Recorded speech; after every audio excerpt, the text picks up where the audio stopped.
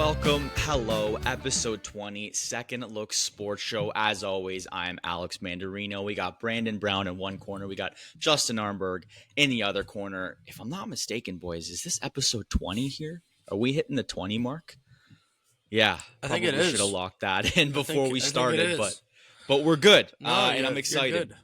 A lot has happened since we've last talked. I think the last time we talked, the NFL draft hadn't even happened. So there's a lot to get to from a lot of different sports.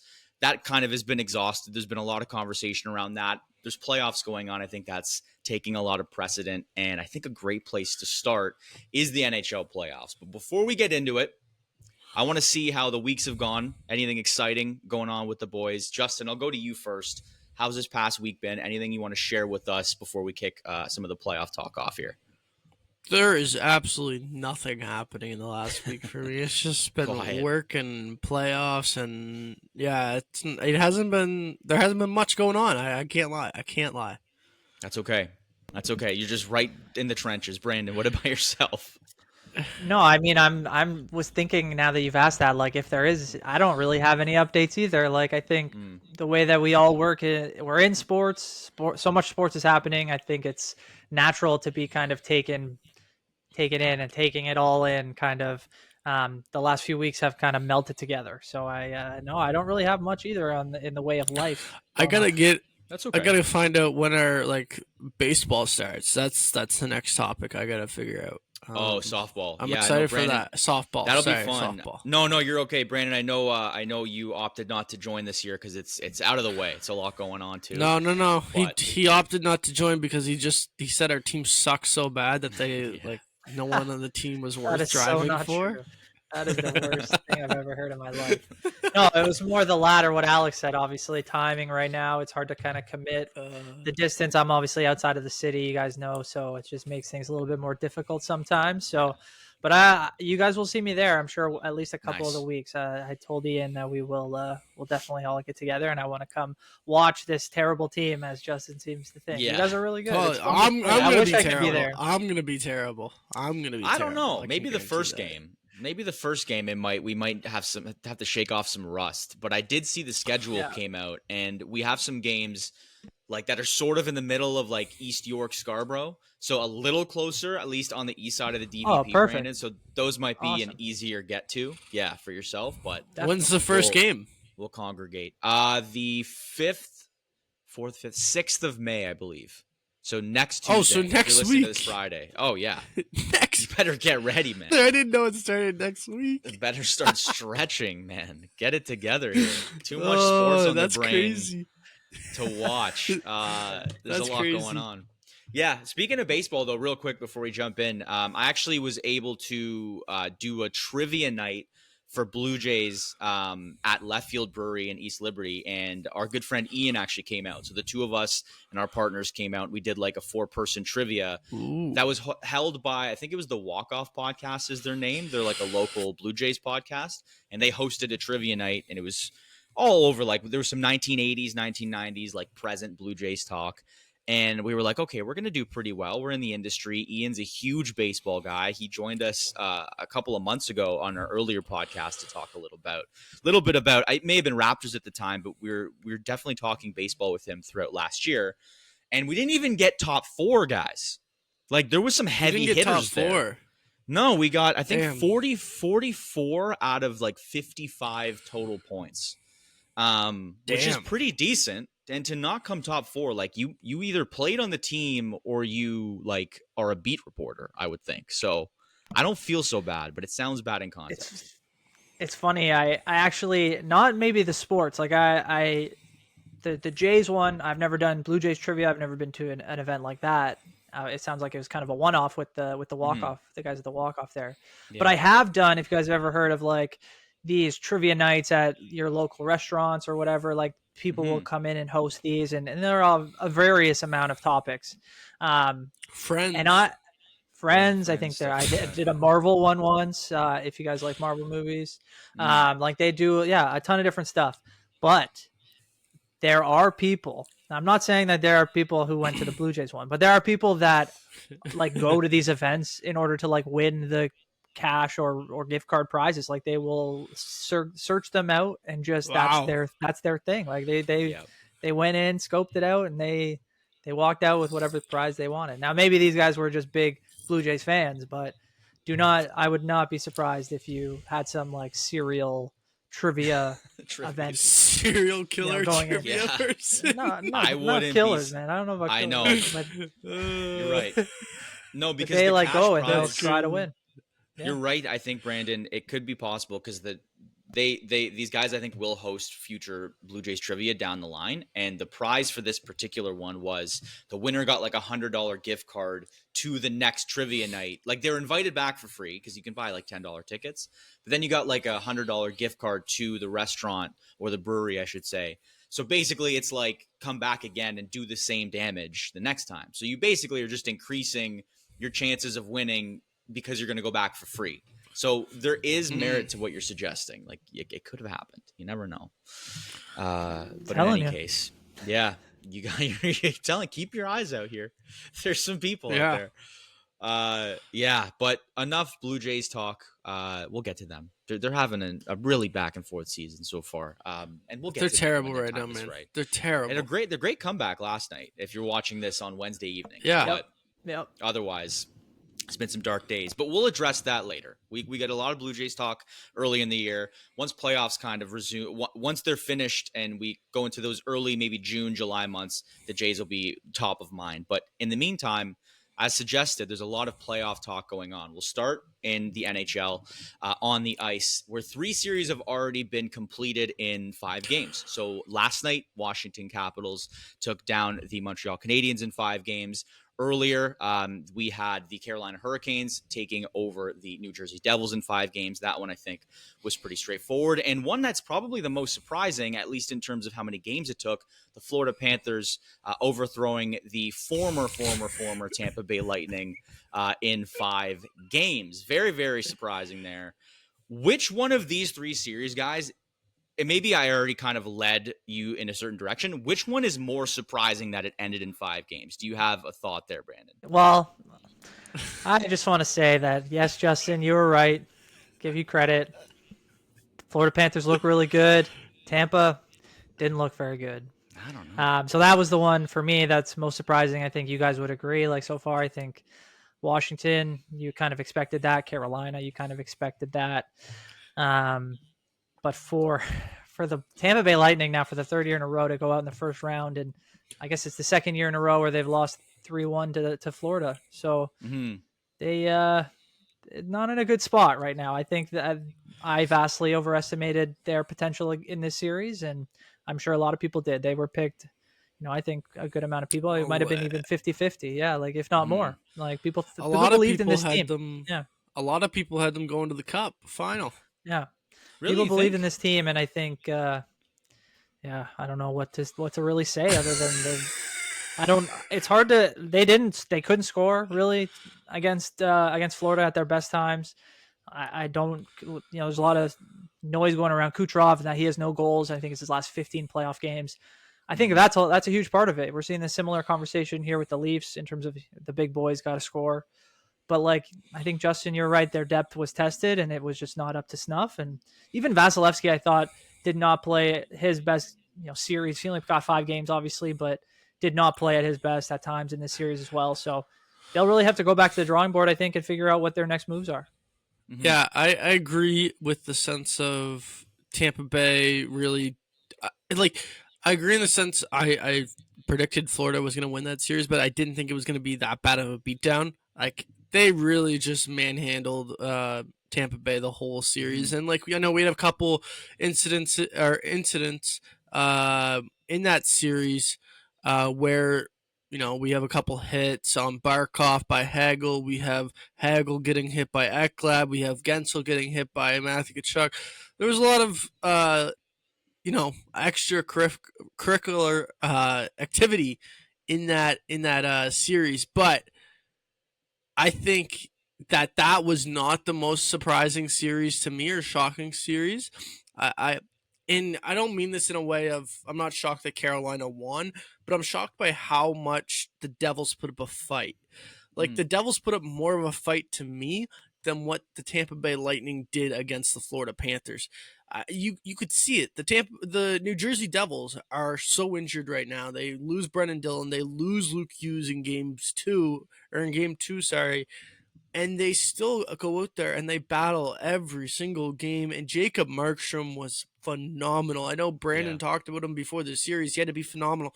He was beyond phenomenal and really, really gave them a chance to even steal a game and possibly even game 5 because they were up 3-0. They kind of blew that lead. But, like, man, like that New Jersey Devils team, if they were actually healthy, that's a 7-game series. And I don't know if the Carolina Hurricanes walk away from round 1.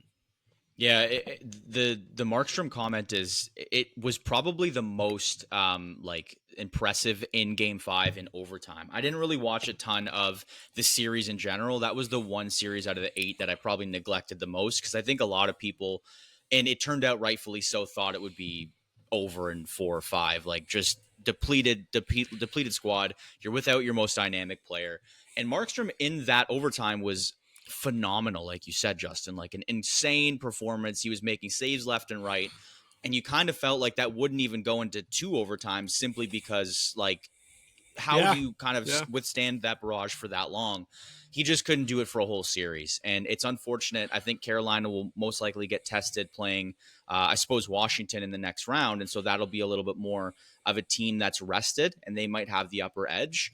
In terms of the Florida Panthers and Lightning series, though, my question, now that we're talking about it, is do you think that Florida, with all of the shenanigans that went on with like the hits and the coaches' comment back and forth, man, Brandon, let's go to you first, and then Justin, I'm curious your thoughts. Like, do you think that sort of narrative with all of the noise outside of hockey really drew into taking the Lightning off their game, and the Panthers just kind of almost knew what they were doing? Like, what do we think there? Well, I mean, I think there is definitely an element to that. I think the Florida Panthers are much, better constructed to play that level of game when it comes to not only the physical aspect, but also the mental aspect of the game. And they've been through long playoff runs. We know the Lightning have as well, but not necessarily this group of players, maybe more so just their top end guys. So for Florida to really, like Justin said, kind of take it to them on another level. And then, with the outside noise, once Hagel went down as well, like he's one of the few guys that could actually kind of compete with Florida in that way, can talk with them, can obviously throw the body and take out the Barkov hit aside. He was probably one of their only effective players in the series. So, I think you're right. I think it had a huge effect on just the way that the narrative kind of played out, and that was kind of playing just right into Florida's hand in the end. So, Tampa will have to kind of reevaluate what they want their kind of identity to be going forward, because they can't just be a regular season team now that can score and look like they have good numbers, but when it comes to the playoffs, they just don't seem to have that same edge that they had just even a few years ago. I don't know if it's fully just the same edge. I think it's also the fact of when you looked at the regular season, like their top guys were being used in a way that they were playing a lot of ice time, but they were also being way more productive. And in the playoffs, you're not going to have that kind of space that they got. And part of me saying this is I just think the depth really, really showed here for between Tampa Bay and Florida. Like the Tampa Bay fourth line is nothing compared to Nico Stern and Evan Rodriguez being on your fourth line. And it was evident in this series. Like you could see it at multiple times where just the Florida Panthers rolling 4 lines over and over, just being able to do that and not have to worry about matchups and being able to trust their guys on certain situations. Like Tampa Bay just does not have that. They have to run certain guys and they have to use their top guys for most of their crucial situations, and that kind of makes them a little bit tired as the game goes on, and you could literally see them get tired or fatigued as the series went on. So I don't know if it's just the fact of the edge, Brandon. I just think the depth part really, really hurt them in this series. I mean, I think you're right too. Like I don't have the numbers or the data to suggest this, but looking back at the season, it feels like every time I was watching Tampa, they were taking advantage of teams in the lower half of the standings and their best players guys were able to potentially, put up numbers or, give them a big lead or however you want to play it. Cooper would rely on them in a lot of those situations as well. So, but I feel like whenever I saw them against one of the top teams, yeah, they probably just didn't live up to what they were. They were more of a play down to their opponent as opposed to playing up. So like you're how many right. times? Yeah. How many times did they get smacked by Toronto this year? Like Yeah, a lot. yeah, that's Like fair. in And Toronto. I was Sorry, just gonna say, go. I don't know their record against like other, like teams like Washington, teams like Florida, even teams in the Western Conference in the top half there. Like, I would bet you they had more losses than they had wins. That's for sure. Like they don't seem like the team that was, if they were, they probably would have won the division. So I think that that's kind of where it all comes down to. And yeah, the depth, you're right. 100%. That's what it comes down to. I don't know where I struggle to understand where all the hype came from them, or where everyone kind of thought, okay, this Tampa Bay team is another level ahead of the Florida Panthers. Like I just how in the draft, every single draft, like I said, there's a player that usually goes from draft day that's ranked 30th, and then he goes in the top 10. You just hear a buzz about him the whole day. Like Tampa Bay kind of felt like the team that wasn't the best team, but then as the season went on, and as the more we got closer to the playoffs, everyone just started buying the hype more and more on Tampa Bay.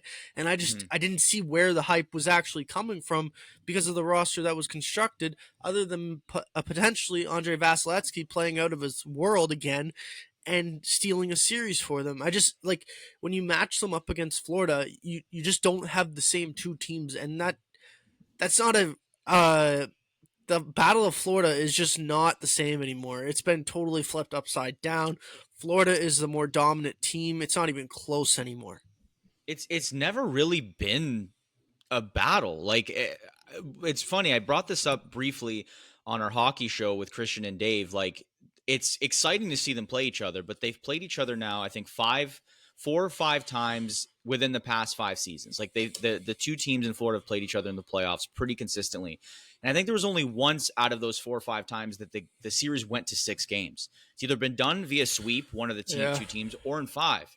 And I don't know if that's just the changing of the guards. You'd figure if Florida's on the rise and Tampa's on the fall, that at some point they'd meet in the middle. There'd be a little bit more of an entertaining series. But there hasn't been. And I don't know if that's a product of a Saturday afternoon game for game 3. I don't know if it's a late start for this is the last series of the 8 to start. But I don't necessarily think that, because there was so much hatred in all of the hits and the coaches back and forth comments that we mentioned. But it just hasn't felt like there has been enough juice to where there was a lot of hype and it didn't really live up to potential there. Well, I actually think you can trace this back, and Justin might agree with me on this. You can, I think, trace this all back to the Matthew Tkachuk trade. As soon as they got him, they flipped with Tampa, it felt like, where Tampa was more the playoff-hardened team who was winning cups, and they looked really good. And Florida was winning Eastern Conference titles. They were doing really well in the regular season, and Huberdeau was playing really well there, and obviously Barkov was still on the rise, and they had a good team, but they could never get over that hump. And then as soon as they traded for Matthew Tkachuk, it feels like their whole identity changed, and they almost took that identity of that they had seen with Tampa and said, this is the way we're going to play. This is the style we're going to look for. And they, filled in the roster the right way and kind of went for guys like that. And yeah, to me, you look back, and that seems to be the point, where everything kind of changed. That and the Paul Maurice hiring. I think that Very one as point. well.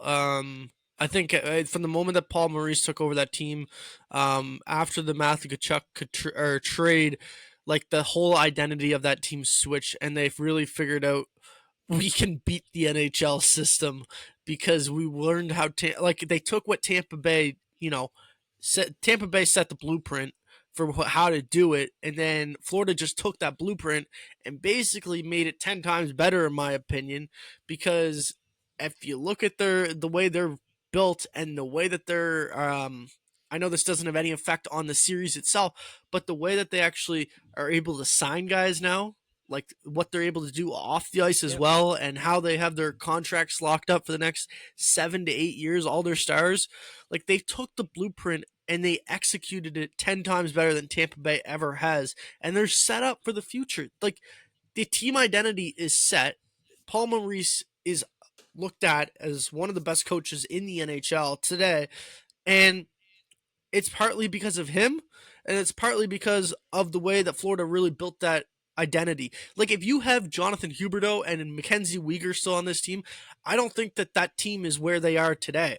I really don't, because the identity totally changed, and you're right, Brandon, with the Matthew Tkachuk trade. I still think that it's both very, very valid points. I still think we have to see Florida win another cup in order to suggest that it hasn't been done. It's been done better than Tampa, because they do have back-to-back cups, and I think a big reason for that too. You mentioned the depth though, Justin, earlier on about how a lot of the years that Tampa was successful, they had that like third line. They would add guys like the Blake Colemans, the Barclay Goodrows, the Hagels that are still there.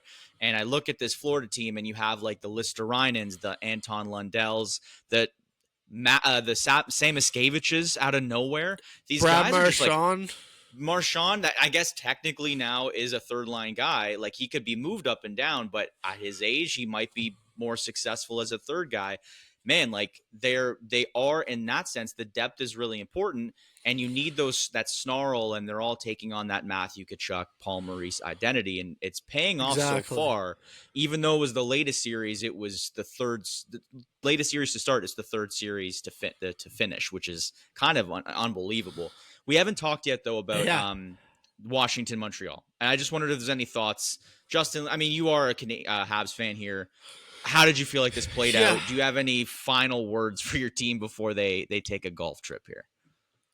Listen, if anyone's listening and they follow this podcast, like, you probably have seen that I do a different page called Justin Sports, and I did takeaways this week for the NHL, and I said in that there's nothing that Montreal fans should be sad or mad about with this series. Montreal has been in every single game, and I'm gonna say Game 5. They were in it until like the last 10 minutes or last 15 minutes of that game.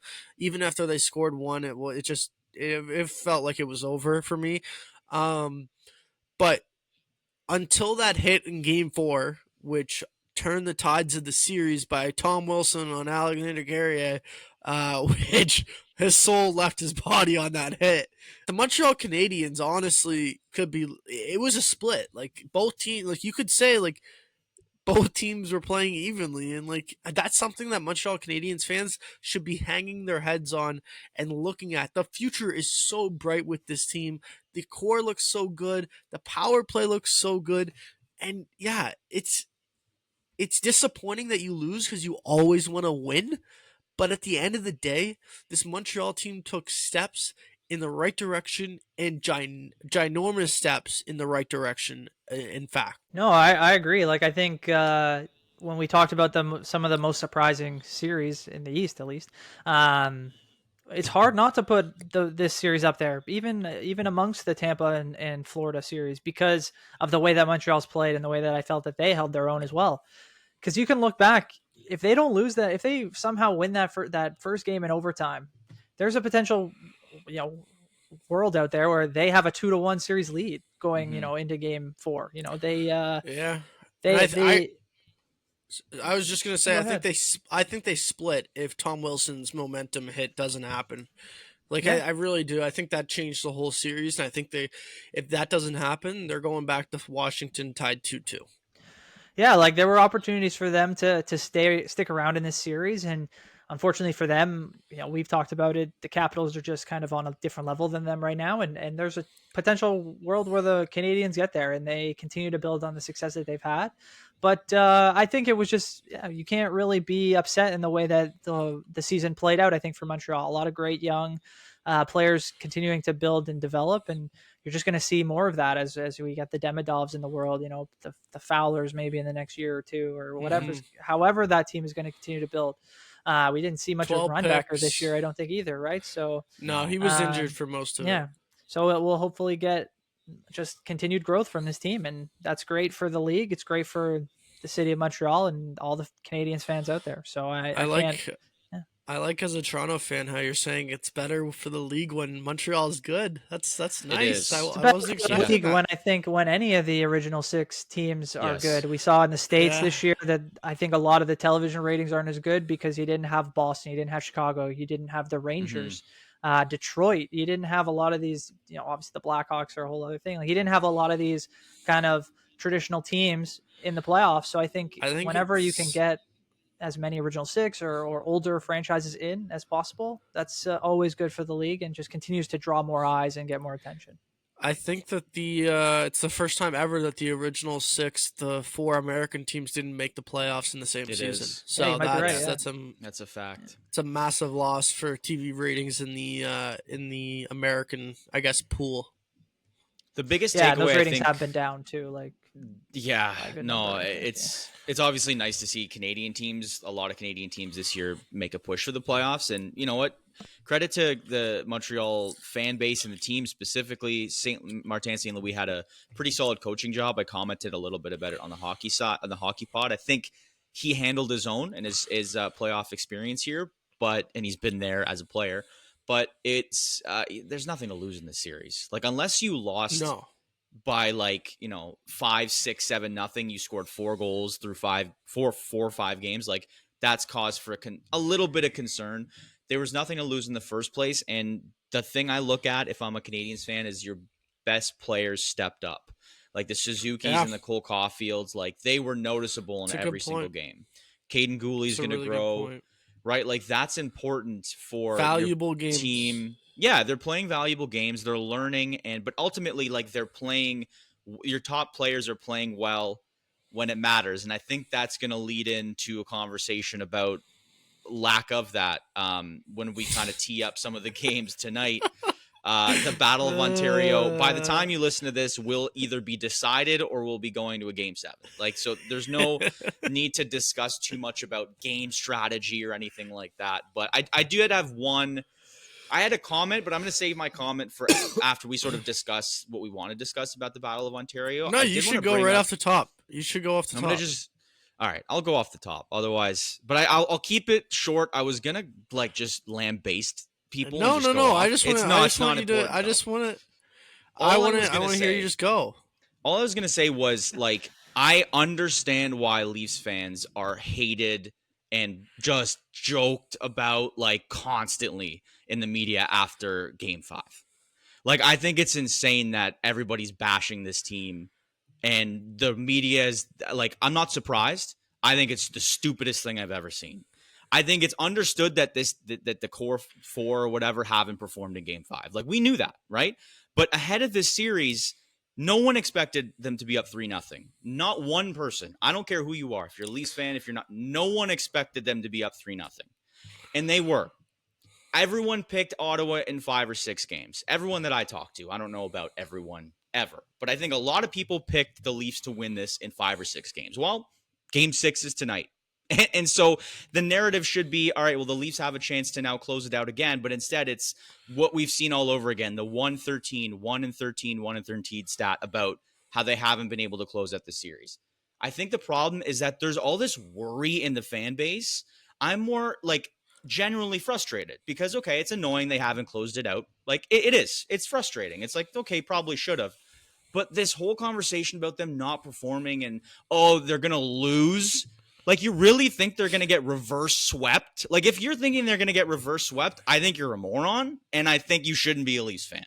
If they do, I will eat my words, and I'll also just be like, look, it's just stupid. Like, they shouldn't have. But to be worried, I think, is the dumbest thing I've ever heard, because it's happened 4 times in history, and you're playing an Ottawa Senators team who it's their first time playing in the playoffs. They've had a really good series. I think it's so stupid. I'm sick of seeing this reverse sweep. They're going to lose, this existential dread. I know they've had one bad game. Allmark stole Game 5, and the core 4 didn't show up. And I understand if they do it in Game 6, there's cause for concern. But one game, I just think it's frustrating being a Leafs fan and seeing other Leafs fans just completely give up on the franchise already. It's a completely different team. That's my rant. Hey, the franchise is the most insecure franchise It's like ever in the history of sports. It's insane. History of sports. Like there's no faith at all. You guys can win the game. You guys Go ahead, can Brandon. win the I want to game hear your thoughts 7. too, Brandon. No, You guys can win Sorry, the game Justin. 7-0. 7-0. You can win a game, and they'd still pick apart one thing that's wrong with the team after a 7-0 win and say, "Yep, we're not winning the cup." Yeah, that's where we're at with this fan base. Well, I mean, I think that a lot of it has to do with the way things have ended in the past. Obviously, the famous one now, since the Leafs have the lead in the series, was the Montreal series, where people similar to this. I think most people predicted the Leafs would win that series as well, pretty handedly. Mm-hmm. 5-6 games, and while the Leafs were up 3-1 in that series, they were never up 3-0. And I think at this point, fans just can see where things could go. Like, you see the possibility, and that I think is the worry. Like, I am worried that they will potentially, like, if they lose game 6, it's hard to feel like they are in any position to be favored to win game 7, just because of the way the momentum will have shifted.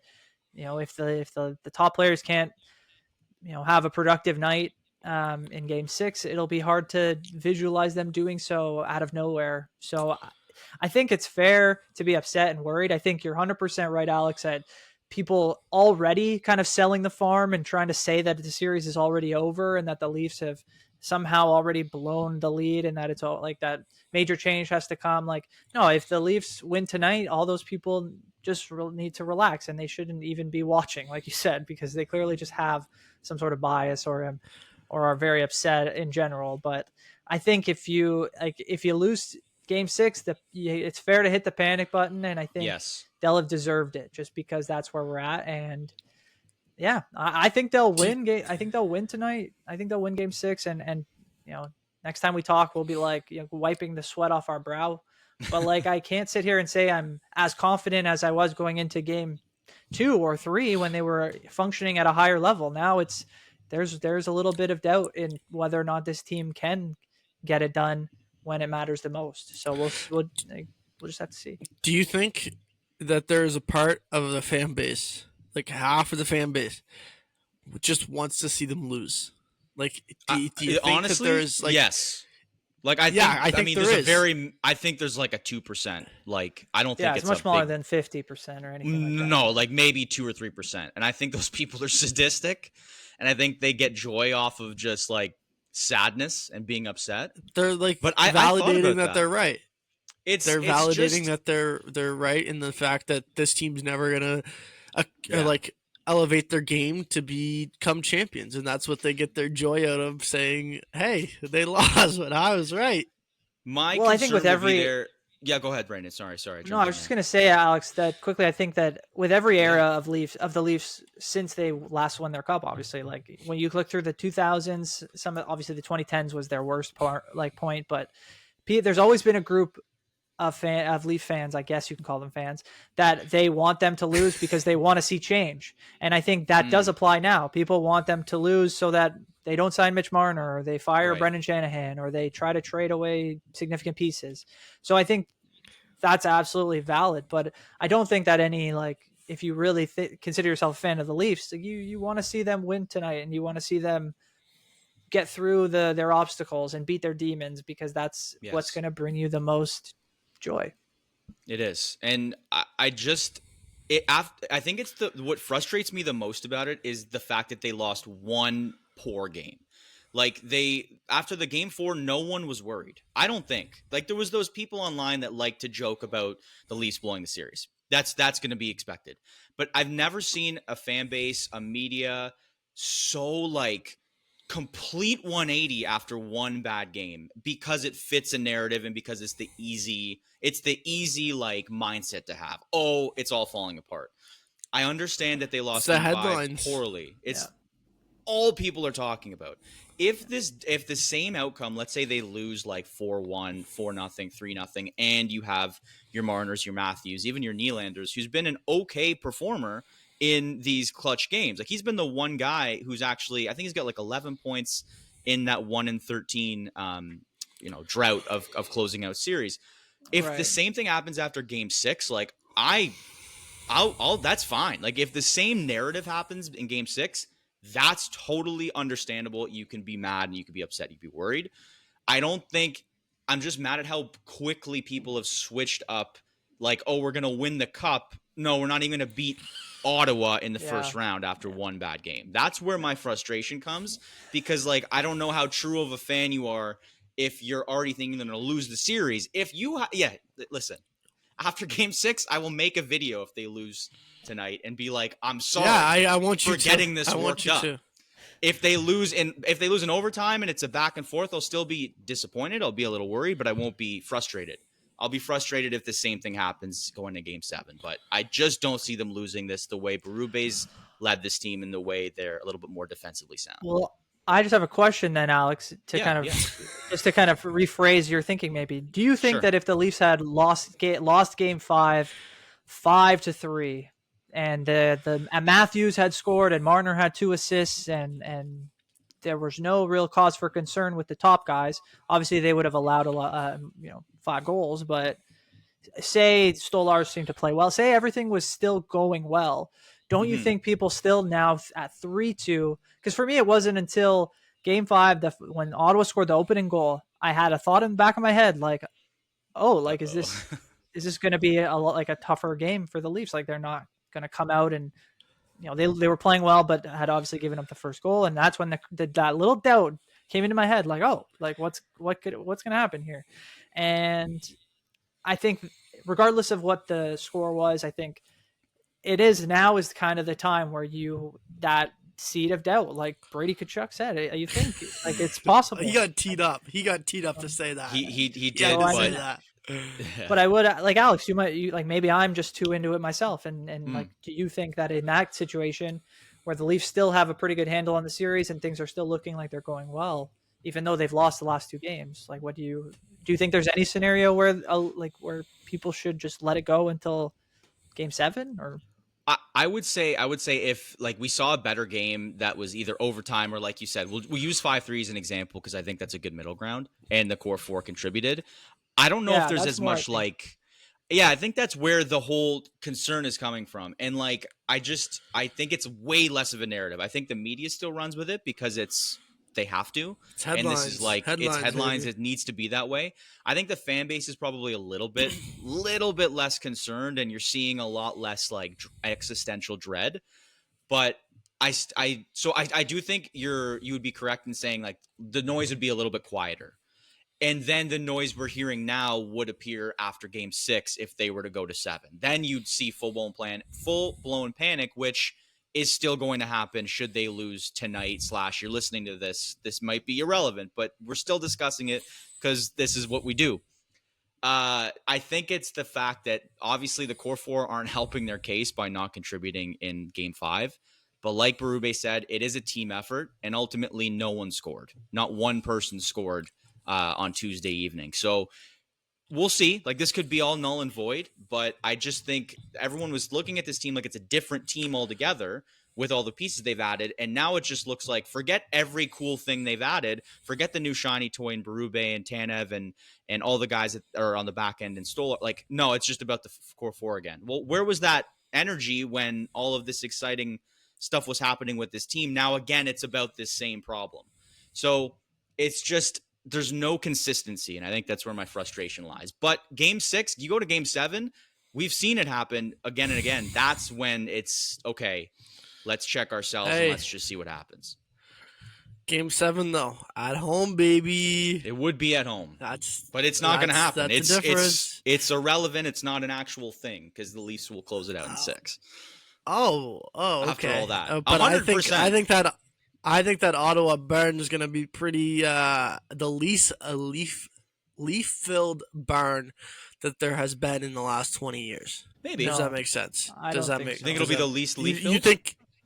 Yeah. That's a tongue twister. Leaf. Yeah, sorry. I thought that's you said a tongue it would twister. Be like the most Leafs fans. Yeah. No. Sorry. Least leaf-filled burn. I don't know if there's a better way to say that, but like. I just think Ottawa fans, they realized the moment tonight, and their team, like there's definitely a seed of doubt planted. If they realize the moment and they get that barn rolling and rocking, because game 5 or game 4, it was electric. Even though there was a bunch of Leafs fans in there, it was still electric. I think game 6 is going to be even more phenomenal in terms of the fans. Yeah, the Leafs, man. The Leafs are. I don't even know. You can't go there yet. You just can't go there yet. Like you can't. That's the thing. Like if they actually lose the series, like then everything else changes and everything goes into, or everything is able to be talked about. But right now, like you just got to take it by game and say we're up 3-2 right now. That's it. That's it. I think what doesn't help their case is that, like we were saying earlier, Tampa and Florida were the latest series to start, and they're already done. Like Florida's already moved on. So we're like, oh, there was our lead. There's the car speeding past, and now the Leafs are going to play Florida on rest. Well, so it's like that. That's what's yeah.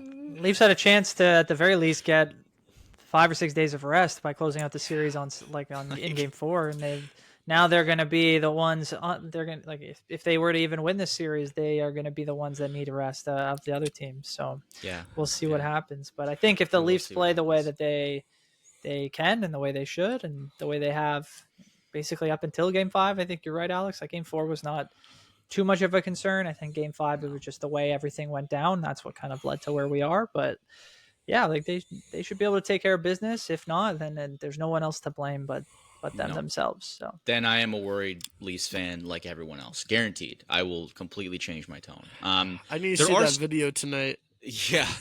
Well, I'm working, so I don't know if I could do it at work, but maybe tomorrow. There are still three other series that are happening tonight. We don't have to necessarily dive into all of them. I know we've gone pretty heavy so far, but there are 3 closeout opportunities as well tonight. So there's at 7:30 Eastern, there is the Vegas Golden Knights taking on Minnesota Wild in Minnesota. You have Dallas in Colorado around 9:30 p.m. Eastern, and then to close it out, I think it's 10 p.m. It's LA hosts the Edmonton Oilers, and the Oilers can clinch. I'll ask it this way, Justin. Let's go to you first. Oilers host. You're right. Apologies. Oilers host. I think it's just the way that Edmonton's been dominating the series that I figured that maybe we were switching things around. And LA had had less games at home. How many series finish tonight? Let's say of the 4. Let's say of all 4, we'll include them. How many series end tonight? Let's go to Justin first. How many do you think? You could explain 3. Which series you think are over. 3. Well. Okay. I think something afraid here. Edmonton, LA is over. Okay. I think that Toronto, Ottawa is over. I think that Vegas and Minnesota is over, and I think that Dallas and Colorado is going to Game 7. You just can't convince me until I see the final buzzer with the Dallas Stars winning Game 6 that game is not going to Game 7. That team is just too deep. It is too good. Cale Makar has not been Cale Makar so far, and who knows if it has anything to do with. I saw something that I think I don't know. It could be flirting in his head. I don't know about having to testify on this this case. Who knows if that's like something that's like messing with someone's head. I have no idea. I'm not gonna actually comment on it, but like I did see that floating around. Cale Makar needs to be better. That's simple. But other than that, the Colorado Avalanche are, I think, the better team in this series still. I still believe that. I still think that they are. I just think that Dallas has got better goaltending so far in the series, I would say. And I would say that, tonight just comes down to Ken Makar and McKinnon and now Landeskog and Natushkin, and basically the big dogs show up for Colorado. Okay. That's what it comes down to. Brandon, what do you think? Yeah, no, I mean, if I was forced to pick one series that I thought was going 7, that would be the one of the 4 tonight, because I think they are the most evenly matched team in the playoffs so far, and it's lived up to it. It's been a fantastic series, and I want to watch that game 7. Like, that's going to be incredible if we get that. I'm tempted to say that the Kings force game 7. As you guys know, I was a little bit on the Kings train when we kind of were starting our playoffs. And I was feeling pretty good about that little zag until recently, obviously. And the Oilers have looked great. So I'm going to go with the Oilers. I think they'll win. I think they'll end the series tonight at home. I think that's a great opportunity for them. And now that they've got the momentum, I don't think it's going to be too easy to stop Mr. McDavid and Mr. Draisaitl. So that's where I'll go there. And then, I give Minnesota a bit of a chance against Vegas. I think they've surprised a lot of people with the way they've been able to hang. And, in a game like this, they should be able to go in. They're going to be at home as well. And they should be able to kind of, hopefully, maybe dictate the play a little bit. I think matchups in that series have been a huge thing. Getting Kaprizov and his line kind of matched up against maybe some of Vegas's, non-shutdown groups, because we know that they've got just fantastic depth up and down the lineup. So I think that Minnesota has a real shot to continue that series. So I'm going to leave that one kind of as a toss-up, and then I think Toronto should finish off the Sens tonight, and that's going to be the hope, and that's kind of where I'm landing across those series. But yeah, every game tonight should have a great atmosphere, should be great on the ice. The playoffs so far have really delivered some fantastic hockey. So yeah, 100% agree with that. I would say that I'm split. I think 2 end and 2 don't. I think Toronto takes care of Ottawa. I think Edmonton closes it out, I guess, at home in 6. I will give the Wild as well just as much credit, Brandon. I think they've held their own. A lot of their big players, the Boldies and the Kaprizovs, and even the Eriksson-Eks on both ends of the ice have really played up to snuff and surprised a lot of us. I also saw Fleury was mic'd up for portions of his third period against the Vegas Golden Knights in Game 5, and there was like a minute and a half of him mic'd up in that game, which is it might be the last game he plays in the NHL. Like, if all goes according to what's likely to happen in this series. But he was just like screaming, like, woo, he was like making jokes. He was like all over the place, like as if he wasn't 40 years old in a crucial Game 5 game where he didn't even start. And I think there was also a stat where he's never won a game in relief, which is not surprising. Like, goalies don't really win games in relief very often. That's why you're in there. It's relief. But the point being is that his energy was I'm thinking that might bleed into what Minnesota brings to their home matchup tonight. And I think they go 7. And yeah, I find it hard to believe that Colorado won't win this in force Game 7 for reasons that I want them to watch that Game 7 because of the reasons you suggested, Justin.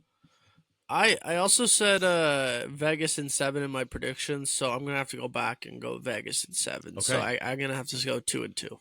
I can't go away from my prediction. Fair enough. I can't go away from my prediction. You can't do that. No worries, man.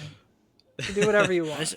I said Oilers in 6 though, so I'm cruising right now. Locked my in predictions are coming valid right now, I think. Yeah, we'll do a recap at the end of the first round. 7. I think I'm, my bracket isn't busted unlike Brandon's. Yeah, I guess. Yeah. Wow. Good for you. Yeah. GM of the year over here. We'll have to do a recap of round 1 when the series are over, just to let everybody know where our standings are. I want a trophy. All right.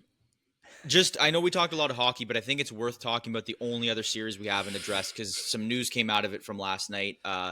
The Winnipeg Jets did win Game 5, so they're going to head to St. Louis.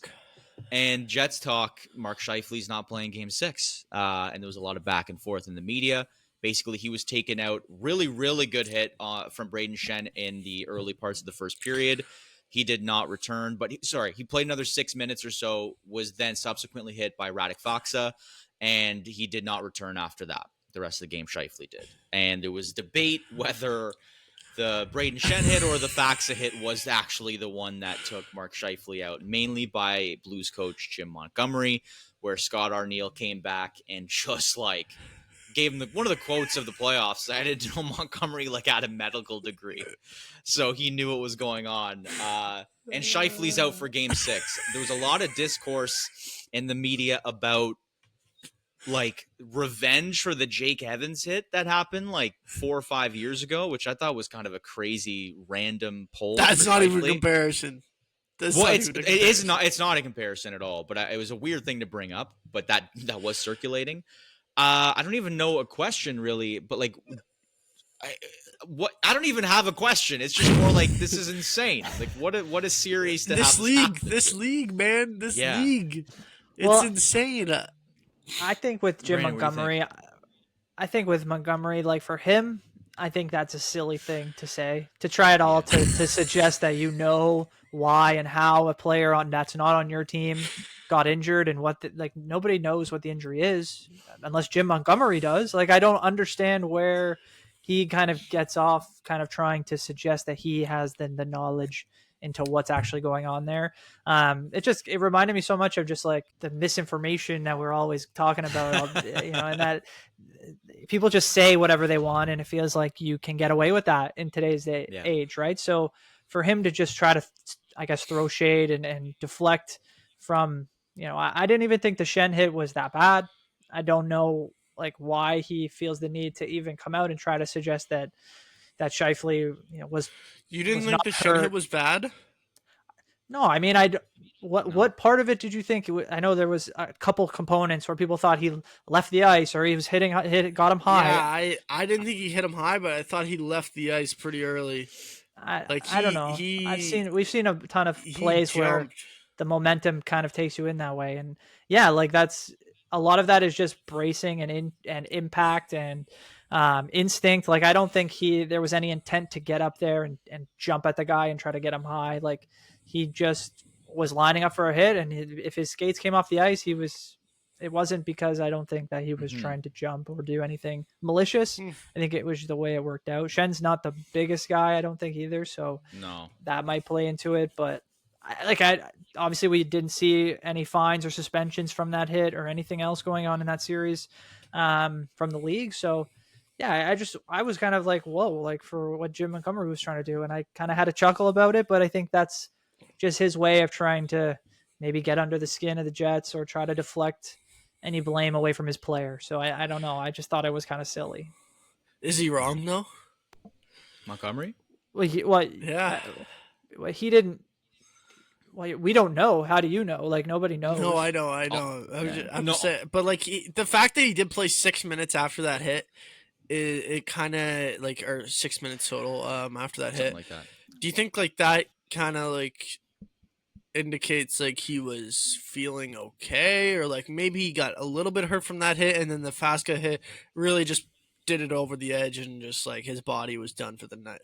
Well, I don't know this for a fact, but I think that he had left the ice. I don't know if it was because of a spotter or if he had left the ice voluntarily after the Faxa hit, because I think I had read that if he had been taken out by a spotter, it's potentially that he was concussed and didn't even know, or what the situation was after the Shen hit, or it could have been the Faxa hit.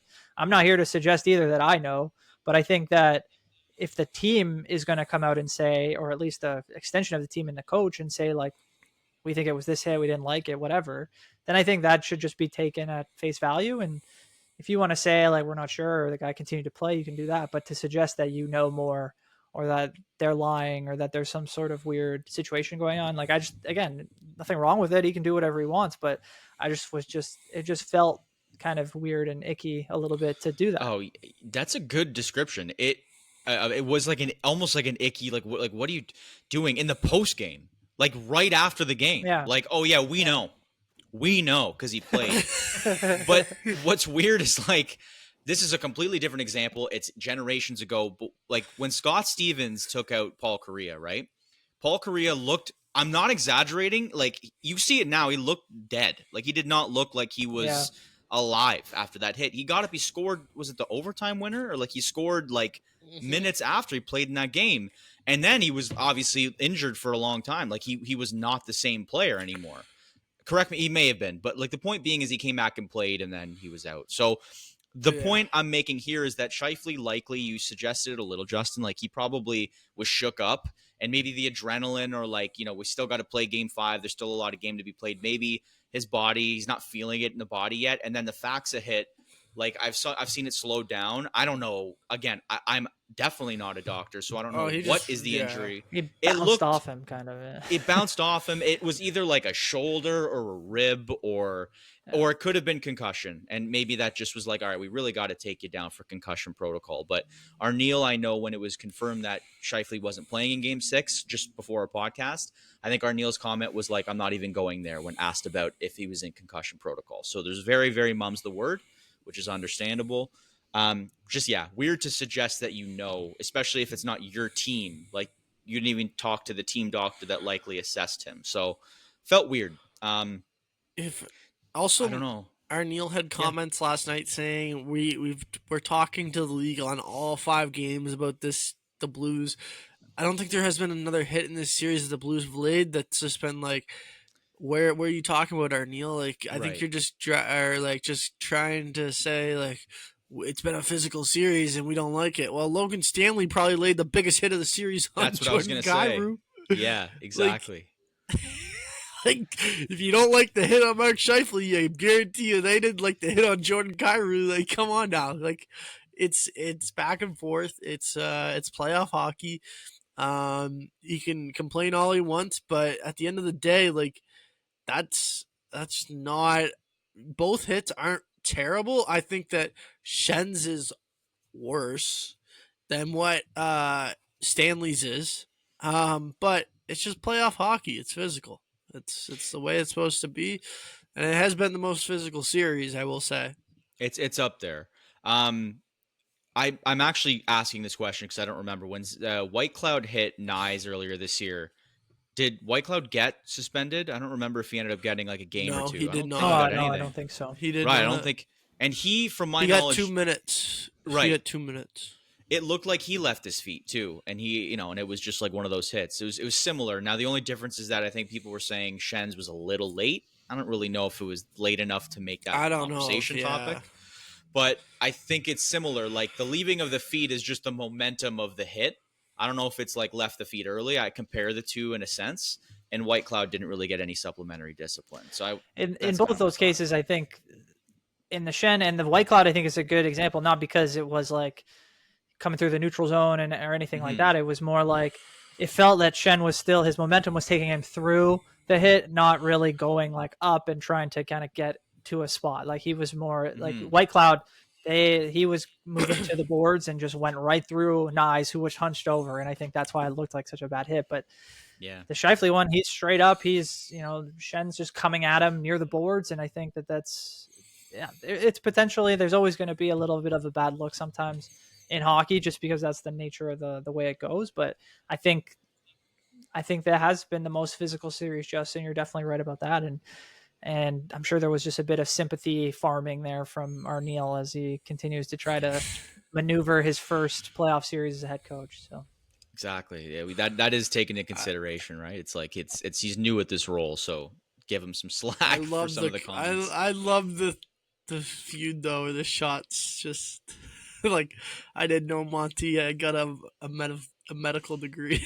That's amazing. It's been the best playoffs for like coaching conversations, like the coaching back and forth. Like I haven't seen this many coach comments, I think, in the first round that I have like this year. So I think it's incredible.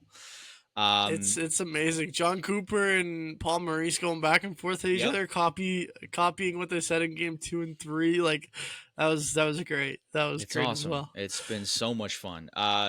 So I mean, I think that's fair. Like they're heading to game 6 in a couple of days, so we'll keep everybody posted on that. But I think it's fair that we head right to the NBA. Probably won't dive in as fun league as specifically. Yeah, we're not going to be as motivated to kind of go into the specifics of that of the playoffs there so far, but there's been some storylines, and I think the biggest one namely being the LA Lakers have been ousted in 5 games as of Wednesday night against the Minnesota Timberwolves. I don't know if you guys saw any comments from LeBron after. Did anybody see post game from him, like any comments that he made? I did see that he said he doesn't know what his future holds or when he is going to retire. He did make that clear. He did not know anything. Yep.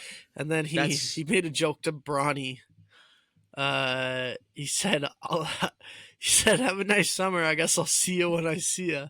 Yeah. I guess I'll see you next year. That's not what I'm thinking. That's a funny comment. My thought was, I think the whole comment on like, oh yeah, AD said his piece when referencing the fact that they're missing like, some center depth. AD said his piece and he left, so I'll leave it at that. Basically implying that he's mad at the front office for getting Luka Doncic. Like, I'm reading between the lines here, and I think everybody is, but like, that's the logical steps taken. And he's right in the sense that their depth, they're missing those center pieces. Like, the whether that's a correct comment or not, immediately the blame is placed elsewhere, especially after getting a top 5, top 3 player in return. Brandon, I don't know if you had thoughts on that. You're probably the most dialed into this league. I'm curious if you have any thoughts. Yeah, I mean, I would agree that you're right. I think he was taking a whether it was subtle or not so subtle shot at the Lakers. But I think it's more, I don't know necessarily that it's that he didn't, or he's upset that they got Luka, but I think more that they got Luka but didn't do anything else. That they gave him this piece that he believed, I'm sure, could help them in a significant way, but they didn't.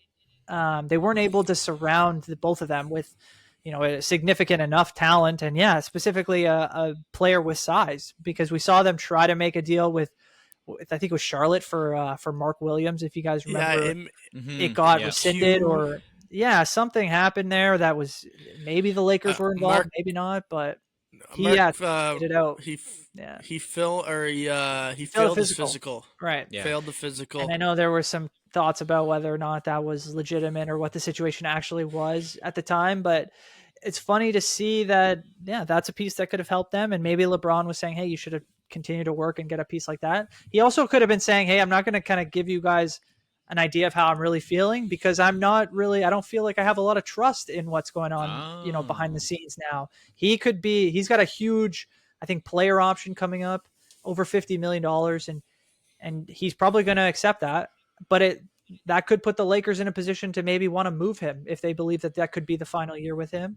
If they don't see a path, where they can acquire significant enough players under the cap to be better next year, they could look at maybe moving him out and bringing in whether that's a bunch of young talent, draft capital, or just try to make roster and cap space for the next season. So like, I think we're potentially entering a very, curious summer in LA, because I think things could be changing. I think we're also entering a time where I had the conversation last year. Anthony Edwards, man, it comes playoff time and this boy just steps up. He's another like a legend he takes down in Luka Doncic and LeBron James. He already took down Kevin Durant last year. Like, just big name after big name in the playoffs, he's able to just take down, and he beat Nikola Jokic last year in the playoffs as well. Like, it's crazy this. And also, I guess, like, you got to give props to, because it's going to go down as like the legacy game of Rudy Gobert in game 5, like 27-24. That's why Mark Williams tweeted out us like semi-happy or happy face, just trolling the Lakers for not completing the trade, because he was feasting in the paint last night, and he could do anything that he wanted. Anthony Edwards is just a killer. Like, just he impacts the game on different levels. But like, it's not just like scoring at this point. Like, his defensive play is also really, really good, I think. I think Anthony Edwards is entering face the league status. I think if his energy, just his motor, it feels like he's still young. It feels like he doesn't stop. He's like the Energizer Bunny. And even at his young age, you can still tell that that's probably going to be the case for a long time. I think if he wants to be face of the league, which I think he's outright said he doesn't want to be, if that's the case, I think he probably has to tone down some of his like actions with like fan bases and things like that. But it doesn't take away from his presence on the court. Like, it's entertaining for the league, and he's an unbelievable player. But if he wants to be the face of the league, that'd be my only advice. But I don't know. He might be the face. He might not be the face of the league, but he's certainly the mouth, I think, of the league because he has a he can talk and he does not shy away from talking to anybody. It seems so. His quotes are good. His quotes are so good. So I think the His league quotes are good. would do well for him to be a guy that could potentially win a championship and be the face of the league going into a season or something along those lines where he wins an MVP at some point. But yeah, no, I think it's great. We want to see them continue to do well in the West and see how it shakes out. That Western Conference, is going to be a bit of a gauntlet, and it'll be very impressive if they can make their way to a finals, especially after making such a large trade after last season. So they've been great, and they've definitely surprised me. We didn't do picks, but I probably would have taken the Lakers just based on the star power that they had. So I love to see a new young pup kind of come up and see what the Wolves can do when we get there. Yeah. Crown them champions. Just do it already. No, I'm joking. Take that back. I take that back. We've all talked about how we had a conversation last week about like the NBA not being as entertaining round one. The narrative, I think, in some instances can probably be shifting a little. It's been semi-entertaining in certain aspects. We all actually have, and the reason I say that too is because we've all talked off camera about what is like the most entertaining series this first round. I think we all had like 3 different picks almost. So, I mean, Justin, what's your case for the most entertaining first round series in the NBA thus far? Me, right now, I'm going to say the Lakers, or sorry, not the Lakers, the Clippers and the Nuggets. I think that's been the most, I think that's been the most entertaining series. The most shocking series has been the Knicks Pistons to me. But the most entertaining one is definitely the Nuggets and Clippers. I just like it has so much star power in that series. It also has a really big comeback that was cut off by an Aaron Gordon buzzer beater dunk, basically with like 0.1 seconds left on the clock, that was crazy in and of itself. But yeah, that series has been back and forth, and then they shot the lights out of the ball last game in Game 5, I'm pretty sure, and dominated. Like, they shot 50%, I'm pretty sure, from the field, or from 3-point. Jamal Murray had like 43 points. Listen, the Nuggets are still good. Nuggets are still really good. I don't know why they fired Mike Malone. I still don't understand that at all. But they could win a championship even with the talent that they have right now. Like they're still so good, man. If you have Nikola Jokic, you have a chance at the title. Yeah, that's fair. Brandon, what do you think? Yeah, I think I would have to agree. Like, in terms of the most entertaining series, I think it has been that Clippers Nuggets series. But the one series in the East that Justin mentioned, because the other 3 have been terrible, they're already over. Is that Detroit and New York series has been phenomenal to watch as well, just because of like just the history of both markets and kind of the way that Detroit's been down for so long, and now watching them play playoff games at home again has been really fun. And the Knicks at the Garden is always something special. And I think that series has been great, and hopefully that one goes 7 as well. Because there's a ton of star power in that one too, especially on the Knicks side with Jalen Brunson and Karl-Anthony Towns, and it's been some really good basketball played there too. But I know, Alex, you were talking about the Houston and Golden State series as well, and that one's been great to watch too. Some real good back and forth stuff, and kind of more of a new school series, it feels like, in terms of a lot of 3-pointers and young players coming out of that one.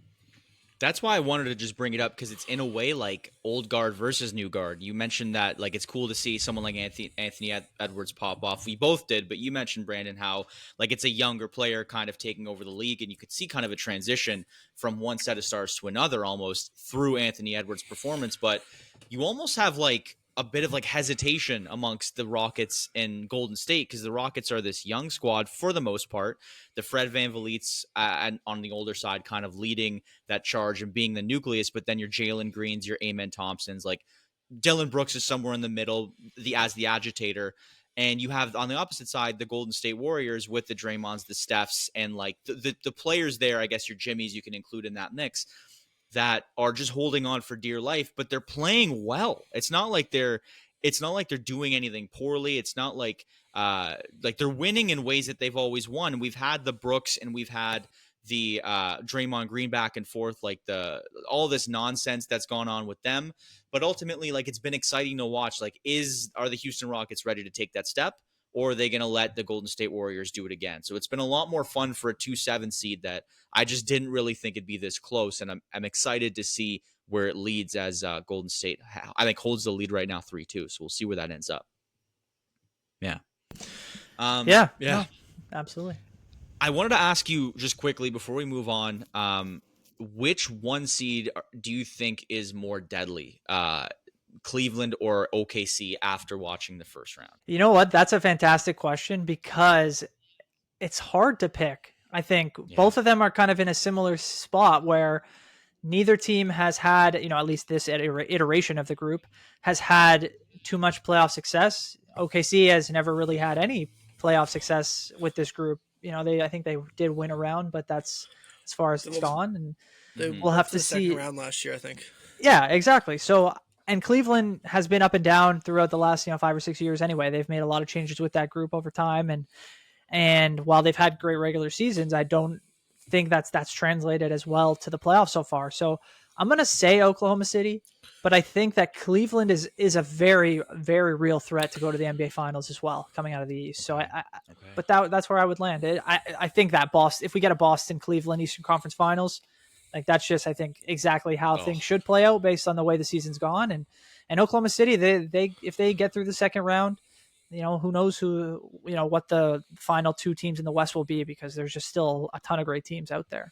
Yeah, absolutely. Yeah. The question, I know Justin had to step away for a second, was which number 1 seed do you feel is more threatening, like the OKC Thunder or the Cleveland Cavaliers at this point? Oh, the Thunder, 100%. Like, the Thunder are just so dominant whenever they play basketball. Like, whenever they play, every single game they play, like, there was one game where the Cavs are really good, don't get me wrong, but they're the more likely team to go down, I think. The Thunder are just, like, their whole roster is just so good, man. It's so deep, and it's not even, like, they should have just skipped the first round. They didn't have to play that. Like, it was pretty much literally did. It was literally like a practice. Hey, let's go play an exhibition team for like 4 games while we wait for the NBA playoffs to start, guys. That's literally what it was. Yeah. So the Thunder are the most likely to win the NBA championship, in my opinion, and they're all around just the most talented team. I know that, I get that they're young, but Shea has been in this spot a couple times now, and I think he's obviously been the leader. He's gonna win MVP this year, in my opinion. He's gonna prove to the world that he deserves to have the spotlight on him and be recognized as one of the best players in the world, and this is why. So yeah, that's where I'm at right now with the NBA.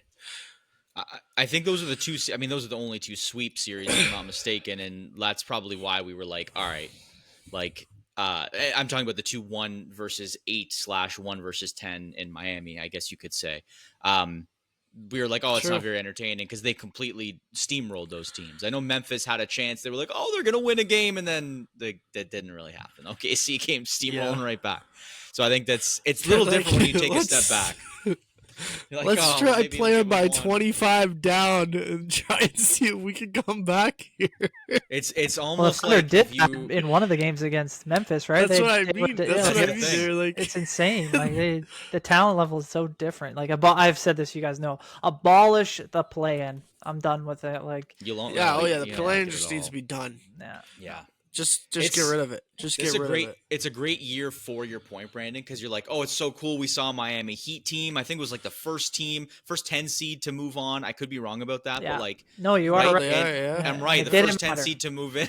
And then, why we could have played them? Like, all 3 of us plus a couple other guys, starting 5. Unfortunately, Cleveland completely, they lambasted them. So it didn't do numbers, and it kind of fed into that favor on your side about no play-in, Brandon. So that's for sure.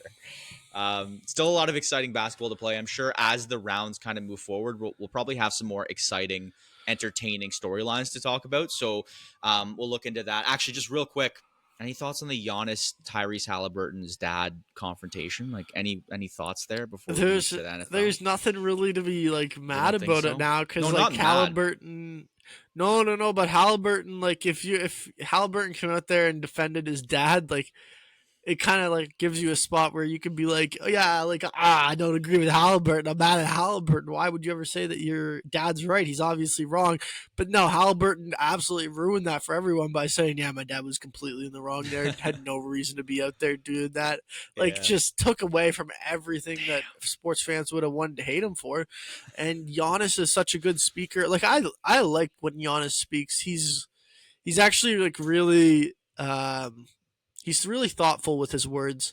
I know, and like he's actually like good with the media as well. Like, even that disappointing comment like that, or that disappointing year, like when the only time that I've ever seen him like blow up like a media person, it wasn't even like blowing up. He's just like, he's not mad about anything in the game. He's just like nothing. Like it's not always going to be a disappointing season. You're not always going to win the championship. Yeah, you want to win the championship.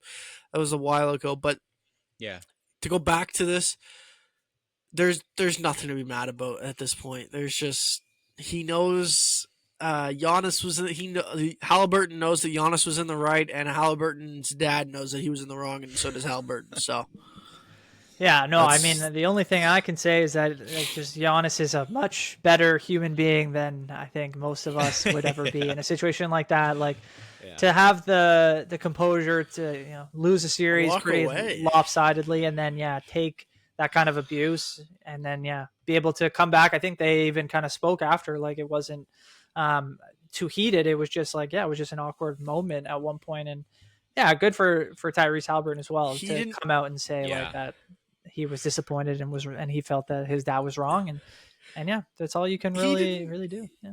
He didn't even know that it was his dad at first. He said, "I thought it was a fan." I'm not surprised by that at all, and that's even more so. Like Giannis understands his situation, and that's what makes him such a great ambassador for the game in general. Is that he is so genuine and such a like gentle giant, and like feels like he's so content and like genuinely gracious for his situation. So like it's just another check. Yeah.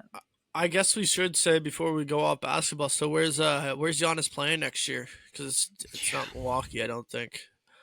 I'm gonna say the Knicks, but if the Miami Heat didn't have so much going on in terms of like what seems like Pat Riley may be leaving, or there may be some kind of behind the scenes issues there, like that's where I think he would fit best. I think he would be a fantastic kind of addition to their team and kind of another guy to build around in Miami, but. With all that going on, I don't know that that's really where things are headed. Maybe the Lakers, if they do end up moving off LeBron, Lakers, dude. They need a center. It's not they need crazy, a big body. But like they just Thunder. Thunder. That would be insane. It's actually possible though, because the Thunder have so many picks still. Like that's the thing about the Thunder; they still have so many picks, and they have so many good players that they can probably offload a couple players and a couple picks and say, "Yeah, we're gonna get Giannis." Like that's how good like they've set themselves up to be. That's fair. Like don't laugh off the Thunder being a trade option for Giannis here. I just don't want to see that. I think like that.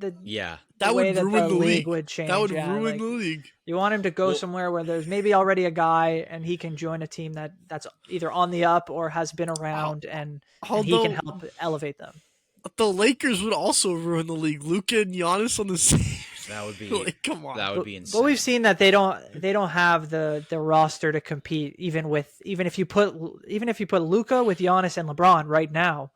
I don't think the talent that you could surround them with would, at least that they have right now, even than Austin Reeves, like they're not deep. They got 4 or 5 guys where a lot of the team's still playing. And we talked about this last time, is that you need 8, 9 guys that are like legit players who can help you in a series. And you can't depend on 2 or 3 anymore. There was a time where that would get you far, but now I think it's like the depth has risen with the rest of the league. So I think when it comes to Giannis too, one thing to note is like he's come out and pretty much like poo-pooed super teams. Like and he's been on Milwaukee this long time. They've had good players, but he's been a guy who has pretty much been staunch against like creating this narrative again. And we've seen the death of the super team for the most part. Like there's been some iterations of late, but they haven't really been successful, i.e. your Phoenixes and your Brooklyns. And we've seen too much personality.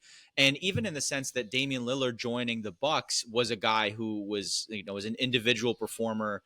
CJ McCollum can be someone that you can kind of partner as like the Robin to Damian Lillard's Batman in Portland. But until Lillard moved over, he was an individual city guy, and he moves over to the Bucks. A lot of extenuating circumstances, might not have been the right guy for the Bucks at the time that they brought him in, and all of the heart conditions and like injuring himself. It was a tough year, but I think Giannis looks at that and he goes, okay, like what's the best situation for me that I'm not joining like two superstars, but maybe the pieces are right where they're just one piece away, i.e. I am the piece that's away from success. Yeah, so there's a lot of chaotic scenarios, I think, out there, i.e. like the Lakers or even like the Suns. Like imagine him joining like that squad there. I just think there's so many chaotic maybe places that we could see as fans to just be like this league. But I think Giannis will make a really detailed decision, and who knows where he ends up this offseason. You wanted to talk about the NFL, Justin, though. I'm going to hand the reins to you for this about specifically the whole Shedeur Sanders. Yeah, I mean, like, well, first off, Shedeur Sanders drops to round 5. I don't think anyone ever saw that happening in the history of the league. But everything that I've been seeing, it makes sense that he fell to round 5. Apparently, not great attitude walking into the thing. A lot of people thought that he was just snotty and not nice in their interviews. He wasn't prepared, etc., etc. A lot, and then I saw yesterday that some people are actually scared. Some coaches were actually scared to draft him because if it doesn't work out, like they could see them getting fired for Dion to come in and coach the team instead. I mean, valid reasons to be nervous. But anyway, the real story of the NFL draft seems to be the fact of we got like 20 people now that have come out and said like they got prank called on their draft day, and it's not great at all. It's really not great at all. Getting a prank call saying that you've been drafted when you haven't been drafted, I don't wish that on anyone, considering like that's your special moment. That's the day that they've been waiting for. Like winning a Super Bowl is one thing, but the day you get drafted is probably like up there as the number one day of your career, because like that's the day where all your hard work gets paid off and you find out where you're gonna go. So I don't think anyone should be taking away from that. I don't understand the NFL why they do this though. That's the point behind this, is why the hell do you have people call people before the pick has actually been announced to say that you've been drafted? Why don't you just let the pick be announced, get the initial reaction, have them shocked? That would make for better television, and then call them afterwards to, verify that they're not getting prank called. Because how else do you solve this? Because we're living in a world where, this kind of information is just going to become like people are going to get their hands on it more likely than not. Like you can try to hide it. You can try to do everything that you can. You're going to have a situation where Ulbricht's son leaks out some information and, you have people prank calling, but like, I don't think it was just him, because you have 20 different numbers that got out there. I really don't, and they've only like taken responsibility for the Shedeur one.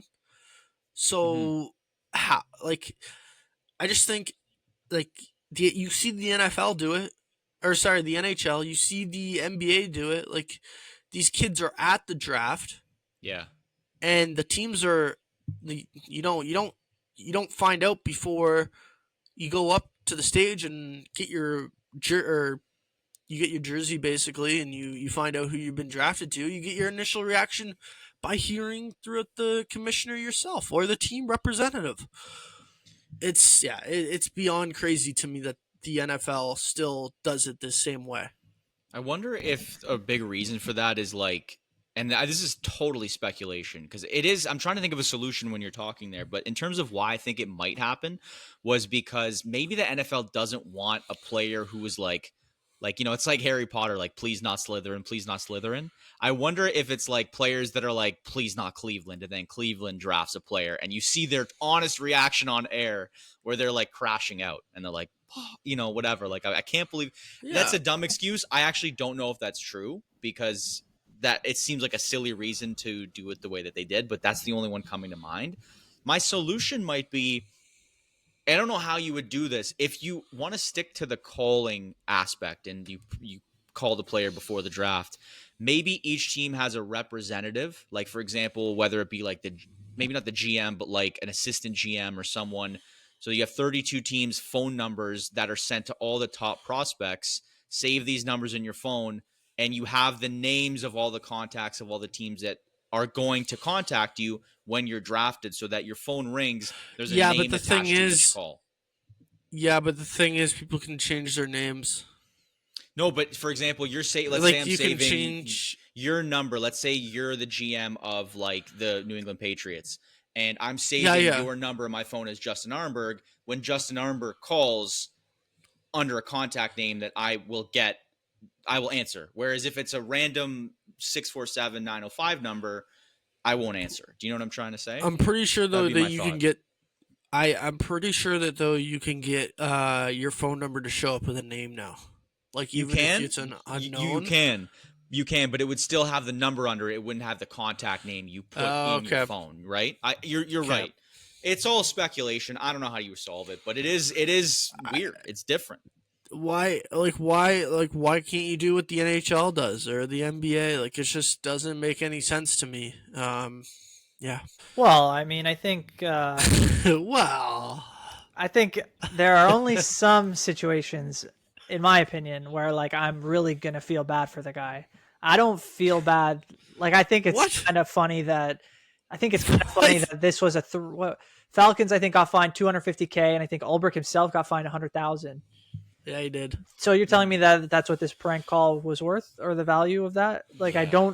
I understand. Yes, it's not nice to do that to people and to rob them of a potential moment, but that moment's still going to come, and they're still going to be drafted. And for the most part, I think this has probably been going on for a long time. And for whatever reason, this Sanders one has been the one to kind of ignite this conversation about prank calls.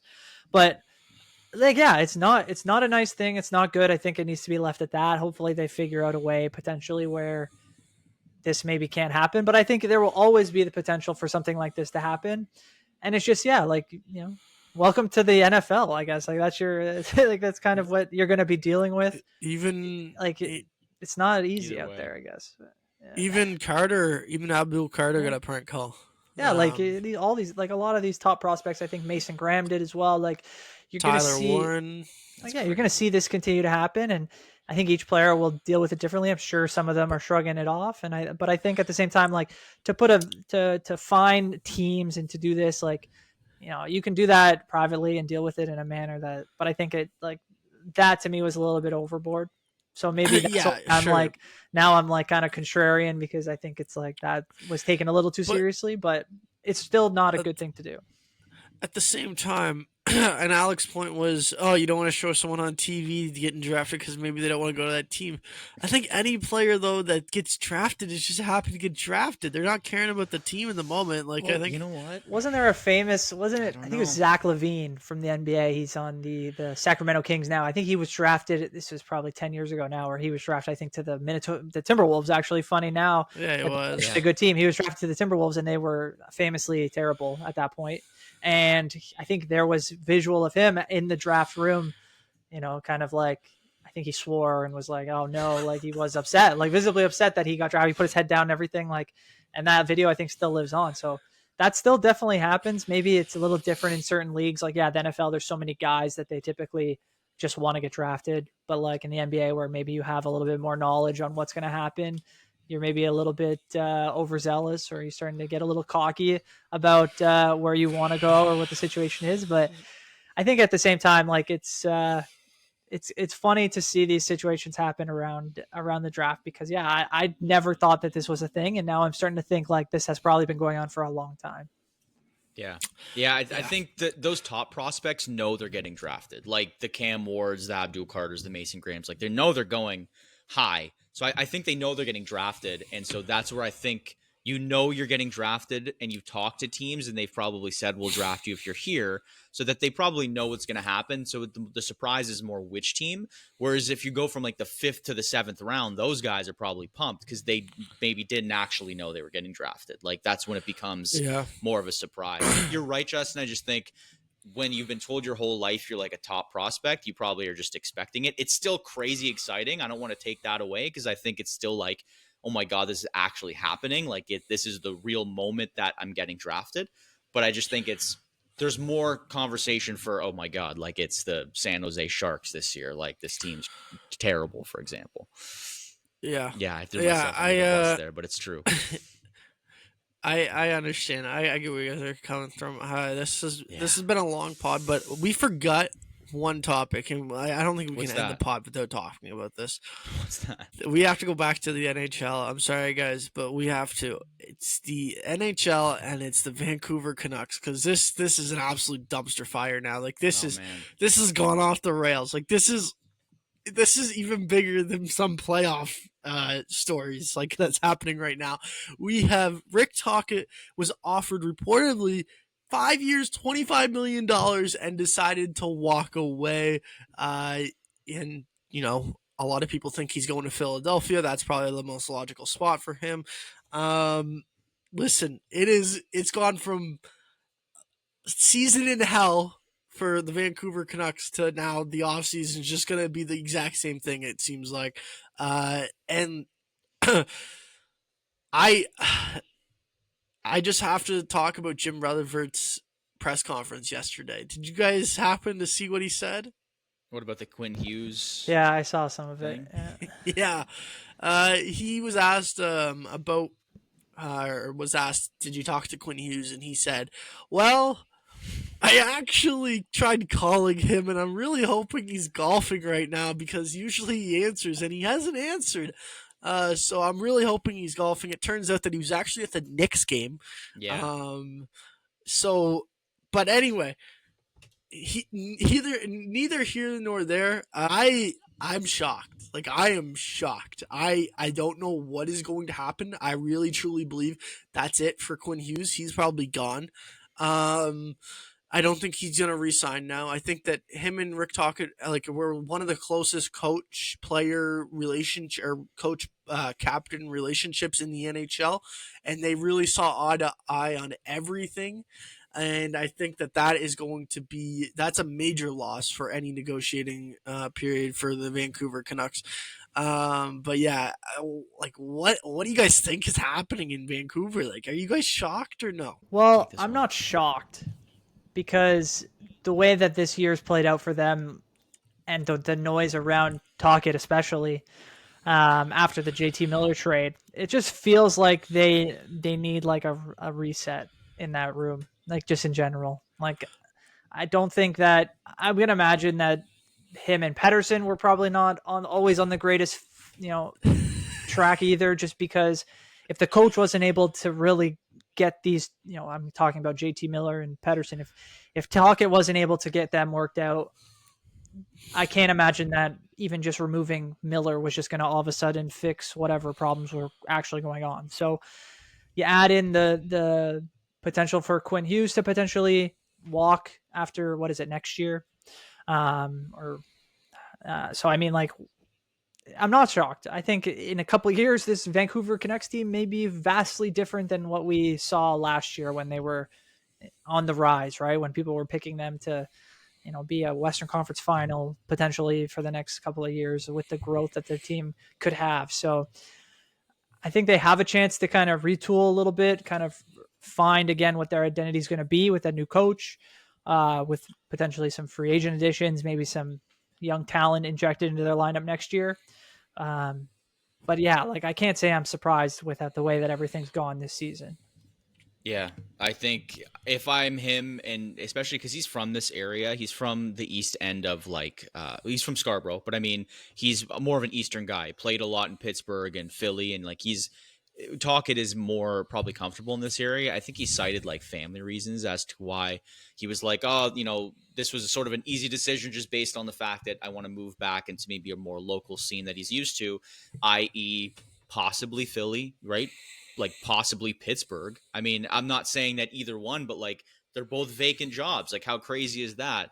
And this is an opportunity for him to decide his next move in hockey, which I think was one of the things he said. He's like, whatever my next hockey like move is. I'm paraphrasing, but he's pretty adamant that he's not going anywhere. And yeah, just like, I don't know if you want to stick around there where the whole year was a complete nightmare. No amount of money is going to keep him there when he's probably going to earn a pretty decent chunk of change wherever he lands. And he's already earned a pretty good amount of money, I'm sure, as a head coach and assistant in other positions. Plus, yeah, he was. Go ahead. He was the 10th highest paid person. Yeah. 10th. So, and then this, if 5x5 was what they offered him, it would have made him the 3rd highest paid coach in the NHL. Yeah, and I mean, who knows? Maybe other teams are willing to pay him close to that. Like, who knows? But I just think, like, would you rather go to a team? Maybe Pittsburgh's a bad example because they're heading in a pretty tough, dark couple of years themselves. But Philly is on the rise. They're going to have a pretty decent pick this year. It's going to be a little bit like shinier, couple shiny toys on that end. And I just don't know if Vancouver's going to provide that. I'm still surprised Rutherford. Like, I like him because he provides a lot of quotes for the NHL. He's always been that way. But like, you could also have just been like, hey, like, I haven't spoken to Quinn Hughes yet, and that would have been it. So it's just hilarious. This is what I wanted to debate. I wanted to ask you guys, like, do you agree with what Jim Rutherford has like said in like the last like 2 weeks? Like, it basically saying, we could go get Luke and Jack, and that would solve all of our problems. Basically, tampering right on the spot, and then coming out and saying, "Yeah, I haven't spoken to Quinn." Like, are you like, are you okay with this, or are you like, you just shut up, Jim? Just you gotta shut your lips sometimes here. I'm tempted to think that he's just doing this like because he knows it's kind of fun and he doesn't feel like there's any actual stakes with what's going on because he's an older guy. He's been around for so long and he's done a lot. He's not really in a position where he's probably feeling like I got to win the cup next year. Like, he's not freaking out. Like, he seems like he's also trying to, I'm sure, settle down maybe the temperature in Vancouver. We're not out there. Mm-hmm. We don't know necessarily what a lot of their fans are really thinking, but there's absolutely cause for concern. Like, there's no reason why he should be out here publicly making it known to everybody, basically, that he doesn't have a seemingly good relationship with their best player. So I think whether he's there for the long haul or whether Hughes is there for the long haul, like, if the Canucks don't get this figured out this summer, basically, like I said, with a secure identity, with knowledge in terms of who's going to be there going forward, Brock Besser might be on his way out too. I think that's probably likely at this point. Like, I don't think anybody really has a clue what their plan is. So I think if they don't get that figured out soon, like, they could easily be back down in the dumps in a couple of years with a lot of the guys that could be out soon. I have a little bit of a rant, like, just on the Vancouver Canucks, just because they're at a point where it's just misery. Like, for me, the Vancouver Canucks are a joke right now. Like, they are legit a joke in the NHL. Like, you go from being a 109-point season or 109-point team a season ago to missing the playoffs this season. Not going to re-sign. You've already come out and said, like, we have no interest, basically, in re-signing Brock Besser. He's going to walk in free agency. You trade JT Miller, the heart and soul guy of the team, who actually pushed the team and a lot of teammates respected in that locker room, not the guy that's making $11 million that doesn't play his hardest, that the coach then came out at the end of the season and said, yeah, it starts with practice from him because he needs to get better off the ice as well and not just in games. It's absolutely terrible. Then you have your captain saying that speculation around him saying, who knows what's going to happen in 2 years when he needs to be paid because he might not want to stay. And it might not come down to money with him. And that's directly from your president saying, I don't know if he's going to stay. And we are going to offer him everything that we can. But who knows if that's even going to be enough. Then you have the best coach that you've probably had in 10 years leave your building because of the dysfunction inside that organization. And that's the person that the captain wants the most to stay around. He probably doesn't care about Elias Pettersson staying around. It's Rick Tocchet that he cared the most about. He's come out and said that he loves Rick Tocchet. So where the Vancouver Canucks go from here, I don't know. But they're the farthest away from winning a Stanley Cup. They went from having a Stanley Cup contender in their window, like being primed and ready to go for Stanley Cups for the next 5 years, to this is a dumpster fire. We're going to have the first overall pick probably next year because we're so bad. We are so bad. That's where it is right now for the Vancouver Canucks. Maybe Gavin McKenna solves the problems if that's the case. You never know. Yeah, it's dark. Why not? Just Gavin McKenna. It's definitely dark, man. It's definitely dark. It's a tough spot. And if I'm Quinn Hughes, I'm definitely looking at destinations elsewhere. It's easier to see him play on the East Coast than it is to see those guys play on the West Coast is kind of what I'm saying. So we'll see. Yeah, it's a lot easier to facilitate one person going to a team than bringing two stars to a team. Like that, Rutherford is out of his tree. I think he's obviously Jack kidding. Hughes. I don't know. I don't think he is. Because he knows. He is. He knows. He knows that there is no other option than we have to keep Hughes. Like, he knows deep down that that's the biggest chip that we have, and we have to do anything for him. I don't think he's kidding when he says we gotta possibly get Luke and Jack to Vancouver. I really don't think he's kidding. I think he's being completely transparent with everyone and just saying, hey, I'm going to try and make some magic happen here. I'm going to have to offer up 4 first-rounders and Elias Pettersson to get Jack Hughes and Luke Hughes on the Vancouver Canucks. Like, just FYI. Let's bring Connor Bedard home type thing. Like, let's all bets are off the table type thing. Let's just go get all the BC boys. Let's just go get Celebrini. Let's go get Bedard. Let's just bring them all home. Let's get Gavin McKenna to stay. Yeah. Let's get DuPont in the next couple of years because we're going to be so bad. We're just gonna be so bad. Let's just suck. Let's just suck. Yeah, it's gonna be hard for I guess general manager Patrick Alvin. Don't know how much work he's doing right now. It seems like Rutherford's kind of taken control of this whole thing, and now he's gonna be, I bet, the one to kind of fall on his sword in a year or two when Rutherford retires or something, and then he's left to say like that it was all his fault, I guess. So like I don't know what's gonna happen there. Like you're right, Justin. The organization's in complete disarray right now, and yeah, they got to figure it out soon. It's not. They might be the worst organization in the entire league right now. Like they solely might be. Like I know Chicago's struggling. Chicago is in a terrible, terrible spot, but they might even be in a worse situation. Like the Vancouver Canucks do not have any hope in the future and do not have anything other than Quinn Hughes to sell tickets on. No one wants to pay tickets to go watch Elias Pettersson right now. You know what's funny, and I don't think you'll agree with me, but there is one other organization that I think is in a worse, if not, or maybe a similar, if not worse, position. And it's not because I feel like they're in any worse disarray. Like they're probably about the same, maybe less. But it's because I don't think that this team realizes exactly where they are. And that team to me is the New York Rangers, where they, I think, are so far on the way. They are so far on the way down, but they think, and they've thought all year that if they make a change here or there, that they'll just find it again and that they'll be right back in the playoff race.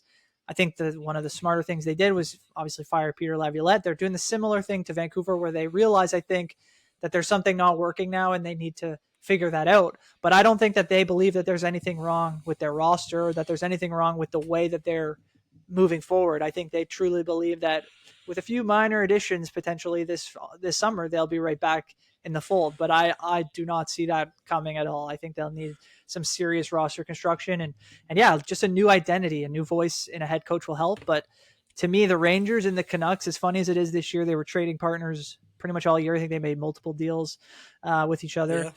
It's like, I don't think people realize like how close those teams are in terms of the success they've had very recently. And now I don't see either team really showing that they are contenders in their division or in their conference next year. Like they're both, I think, have some ways to go before they truly are back on in a positive path, I guess.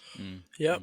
I will add Detroit to that list. Detroit is just an absolute disarray as well. They can't. They gotta figure it out. They gotta fire either CVY or they gotta make some big major moves this offseason. Like it's bad. If you have your captain and your general manager taking shots at each other and they're friggin' exit interviews for the season, it's not good. It's not good, man. Those three teams are like Chicago. At least like Chicago's terrible. Chicago has done absolutely nothing to surround Connor Bedard, but at least they have young prospects now. That's the hope. That you have young prospects that are going to prove their way and they're going to make some improvements to this roster. Those three teams that we mentioned, other than the fact that you have Quinn Hughes on the Vancouver Canucks and you have Lucas Raymond and Mo Seider on the Detroit Red Wings, the New York Rangers are just aging terribly. Absolutely. And the rest of Vancouver is aging terribly. Like, it's not good. And Thatcher Demko, sorry to break anyone's bubble, Thatcher Demko is not a world-class goalie anymore, so let's move on from that conversation, because he's not going to be the person he ever was. So, come on. It's pretty obvious how bad these three teams are. And they're in no man's land, and they're just going to be... They're going to be stuck in the mud, like the Anaheim Ducks were for like 5 years. Yeah. We'll see where those teams lead. I mean, really heavy on the NHL today, but I think it's warranted. We've gone on long enough. The talking news was crazy. It was definitely worth the conversation. I'm definitely on board with. Just surprising that all this stuff has happened throughout the playoffs. Like, I'm not surprised, but it kind of takes away from. Maybe that's why they're doing it. Like, all these moves are coming down because like there's like 4 games a night, right? And you're like, oh, I think they still get buried at the bottom. Does know. Rutherford remind you of Jones, like NFL? Like, just Jerry? Always wants to be in the... Jerry Jones? Yeah, Jerry Jones. Just always wants to be in the spotlight in the news. Like, he wants just to got control great it. Quotes. I think he's joking around more than anything, but Jones is like not very self-aware. But I like Rutherford. I think he's good for the NHL. That's what I think he's amazing. I think it's great. At least he's honest. Honest. We need that. We need that in the NHL. A lot of stuff to talk about, but great episode, boys, for episode 20. We'll have a lot of news, obviously, break. A lot of the stuff we talked about will either come to fruition or it won't by the time this pod is out. So we have a lot of exciting stuff to talk about for next week. AKA Leafs. So for those of you listening, thank you. Like, subscribe, following us on all our socials. We have a lot of great content down the pipeline. Otherwise, enjoy the playoffs, and we'll come back next week with some more exciting content.